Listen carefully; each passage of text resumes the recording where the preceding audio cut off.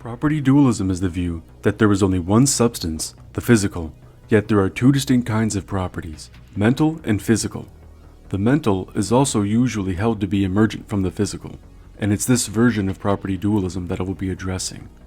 In this video, I will be going over the main objections to this view by arguing that it fails to maintain mental causation, substance monism, and emergence. Objection 1. The interaction problem. We have the same problems as we did with substance dualism. How exactly do these mental properties have an effect when they have no location, when they can't exert any physical force, because that's not the kind of thing they are? So how would that actually work? It's just as great a problem for property dualism as it is for substance dualism. Property dualists are also positing non-physical entities, fundamentally new entities, and if these have to interact with the physical world on substance dualism, they'll have to on property dualism as well. Isn't that just as baffling and strange as Descartes' theory? Why should we think anymore that mental properties can have an effect on physical properties? It makes no difference if we change the word substance to property. There's still this problem of how the non-physical and physical can interact. This is widely acknowledged by scholars, and even in the Stanford Encyclopedia of Philosophy's entry on mental causation, problem 1 is property dualism, and it states, the arguments against soul-body interaction, now couched in terms of properties, could enter again here.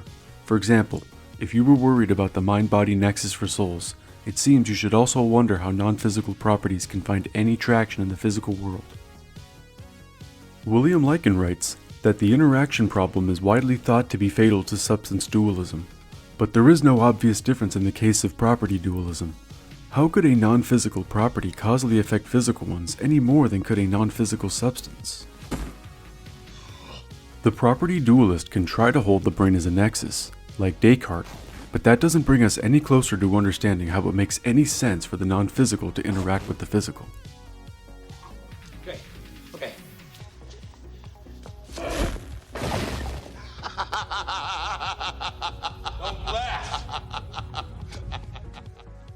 Another leading objection to property dualism is known as the exclusion problem. Kim's exclusion argument can be stated as a logical syllogism. Major premise: all physical events are caused by preceding sufficient physical causes.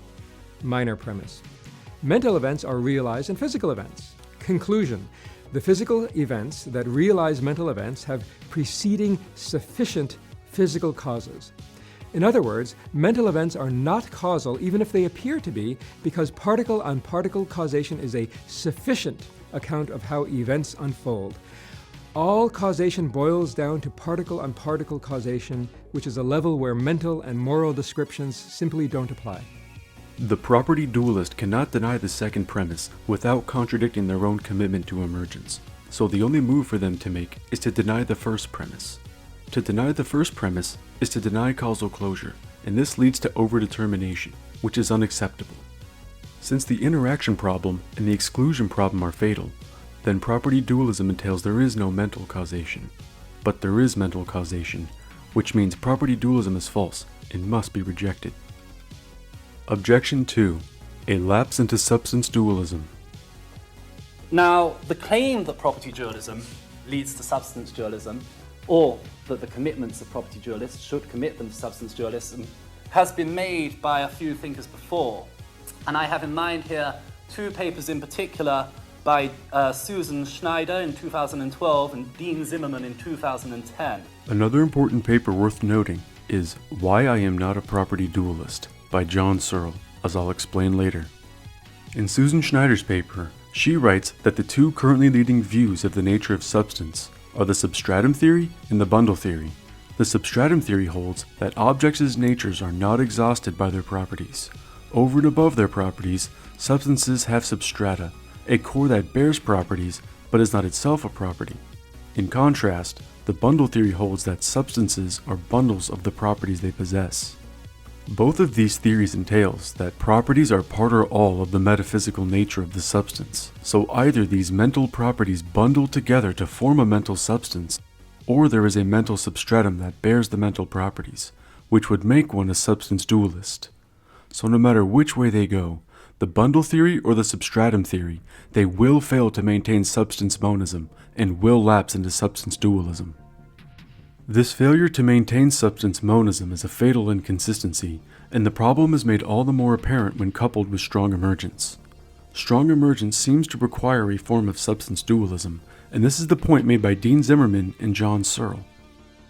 As Searle writes in his paper, the official claim is that consciousness is a property, not a thing, object, or substance, but that claim is inconsistent with the conception of consciousness as something that is over and above, that the brain gives rise to. If you consider uncontroversial properties of the brain, like weight, shape, color, solidity, nobody says these arise from or are over and above the brain, and only in a special sense can some of them be described as emergent, and certainly not as emergent from the brain. The official claim is that consciousness is a property, not a thing, object, or substance, but that claim is inconsistent with the conception of consciousness as something that is over and above, that the brain gives rise to. This conception requires that consciousness be a separate thing, object, or non-property type of entity. The dualism in property dualism forces them to postulate a separate entity. Ironically, the very dualism of the property dualist picture makes it impossible to state the theory without implying a version of substance dualism. Saying the mind is a property of the brain, while also being over and above the brain, is like saying I have a tattoo of myself on my entire body, only 2 inches taller. Just as there needs to be a body in order to bear the tattoo, there needs to be a mental substance in order to bear the mental properties. To learn more about this objection, I recommend watching Ralph Weir's lecture, Why Property Dualists Should Be Cartesians. Objection 3. The incoherence and inexplicability of strong emergence. But if it's not identical, if something new, so to speak, comes out of matter, the mind emerges from matter, that's hard to understand how something that is not, at least in a primitive form, already present in matter, could emerge out of it. So the slogan is, nothing can give what it does not possess. So if matter doesn't at least possess some primitive form of mentality, how is it able to produce complex form of mentality? The purely physical processes don't really allow for the emergence of these novel features, not absolutely novel.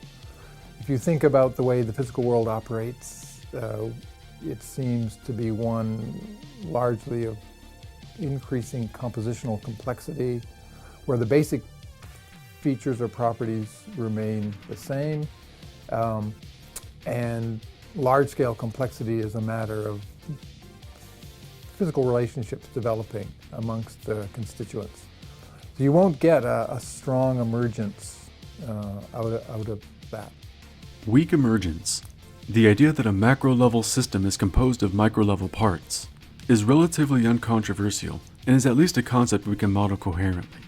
But strong emergence, this idea that something metaphysically distinct can arise, is akin to saying 1 + 1 = 3. As Marc Baudot puts it, strong emergence is uncomfortably like magic. How does an irreducible but supervenient downward causal power arise, since by definition it cannot be due to the aggregation of the micro-level potentialities? Such causal powers would be quite unlike anything within our scientific ken. This not only indicates how they will discomfort reasonable forms of materialism, their mysteriousness will only heighten the traditional worry that emergence entails illegitimately getting something from nothing.